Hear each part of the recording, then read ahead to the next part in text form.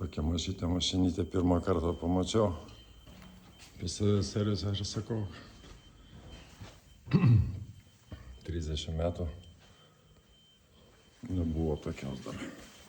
Bet klientas atrodo, kad neišsigando. Kitas tai, oi, ar jūs darėt tokią Toyotą? Tokie gnusai paprastai. Teko pasmėliot biškį, padažinėti.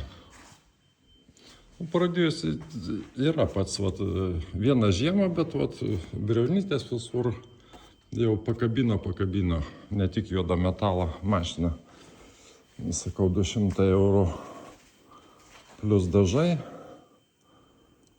Oi, ne, kaip brangiai, tai sakau, ką jūs galite, žinai.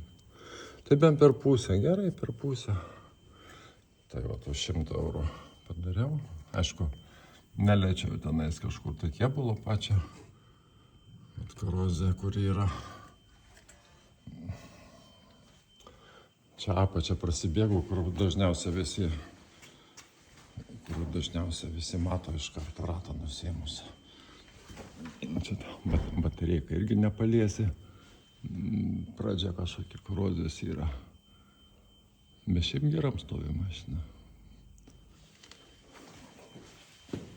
Šitoj antikorozinis pigiausias šito mašinom 360 eurų su medžiagom, kurios gerai skverbiasi, konservuoja. Svarbiausiai tuos visus plyšius sulysti. Bitumo čia nereikia.